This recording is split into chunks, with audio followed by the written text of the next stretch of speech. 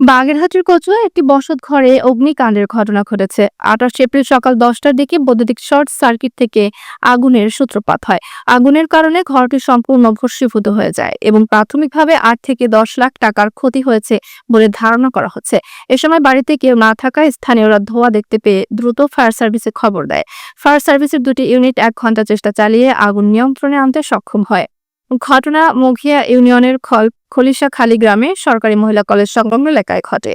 ক্ষতিগ্রস্ত ঘরের মালিক মুসলিম উদ্দিন হাওলাদারের ছেলে জাহাঙ্গীর হাওলাদার জানান, নগদ 1 লাখ টাকা, 10 ভরি স্বর্ণালংকার সহ বিভিন্ন আসবাবপত্র পুড়ে গেছে।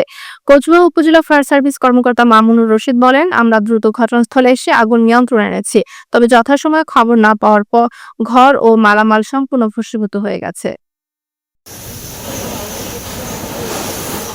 आपकी जो आप करके तो इसी होंडा खोल के আমি সুকেসের মধ্যে রাইয়ে বাজারে গেছি কারেন্ট বিল দিতে। 30 তারিখ লাস্ট ডেট। আমি মেয়েটারে সকালে স্কুল দিয়েছি না, বাসায় কেউ ছিল না। আমার ঘরে কিছু সব খুইয়ে গেছে, আমি খালি বিদ্যুৎ বিলের টাকাটা লইয়ে গেছি। আমার কাগজপত্র, জমি জমার, ব্যাংকের সব ঘরে রয়েছে।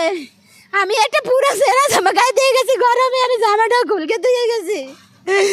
আমার সিলিন্ডার অফ করে আমি 2 দিন চুলা জ্বালাই না। আমি চুলায় রান্না করকে সকালে 2 চুলায় হাড়ি দিছি, মোহনে আগুন দিছি। আমি শালো ফ্রিজটা অন করা রয়েছে, আর ঘরে কিছু অন করা নেই, সব অফ করে আমি মোবাইলও খুলকে দিয়ে গেছি। আমি সবসময় ভয় পাই কারেন্টের।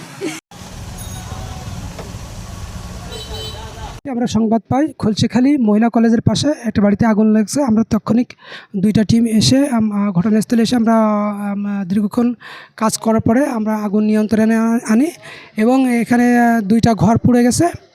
আর হলো দেখা যাচ্ছে যে আশঙ্কা করা যাচ্ছে আসলে আনুমানিক ভিত্তিতে কালকে নাকি বিদ্যুতের কাজ করছে, তো আশেপাশের যারা রয়েছে তাদের কাছ থেকে এবং এ নিয়ে শুনতে পারছে যে বৈদ্যুতিক শর্ট সার্কিট থেকেই আগুন লাগতে পারে এরকম ধারণা সবাই করতেছে।